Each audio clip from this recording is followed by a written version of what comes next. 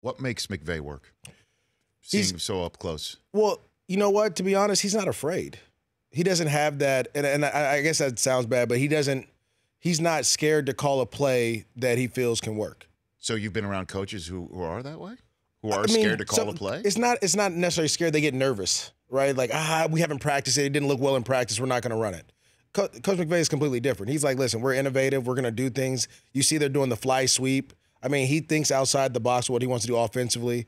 The things that they did for Jared Goff has been phenomenal, right? Where you put Dan Orlovsky in the locker room early around him so he can have an immediate person who's played in this league for a long time, played behind Peyton Manning, a bunch of other elite quarterbacks, how they think. And then you have Greg Olsen, you have Matt LaFleur, then you have Coach McVay. So all around him are quarterback knowledgeable guys. And so what they've done is they've pretty much made this a quarterback offense where you pick the play, you run the play. It's on you. And with that being said, obviously Jared leans on Todd Gurley a lot. One of the great things they did for Todd Gurley is getting him in space.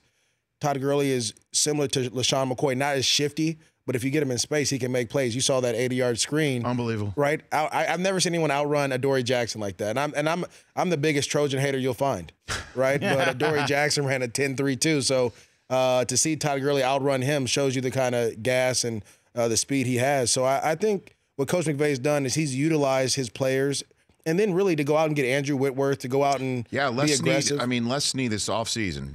Phenomenal. Okay, so you get Whitworth, who Bengals fans who are listening to us right now are like, oh, God, we could have had a totally different season if he was there since snap one. You get him, you redo the offensive line with more than just him. And then you go out, you draft Cooper Kupp, which was a really brilliant maneuver.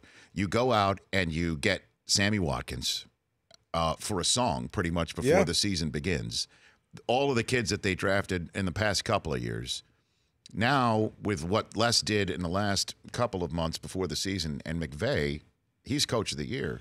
You put it all together, and you've got yourself a whole different ball of wax with Wade Phillips on top of it. Well, there is a case that you can get an MVP off this team, a defensive MVP off this team. You can get a Coach of the Year, an Executive of the Year, and Assistant Coach of the Year in Wade Phillips for the turnaround they've done for the Rams. So, I mean, they put together a team, and one guy that we didn't mention is Robert Woods. That's true. He could be the number one receiver on the team. He is the number one receiver on the team, and that's crazy, right? And so we talk about Buffalo and what they've done. They let go of Sammy Watkins, Robert Woods, Marquise Goodwin, Marcel Darius. Chris Hogan. I mean, they've let go a ton of talent that they've had up there.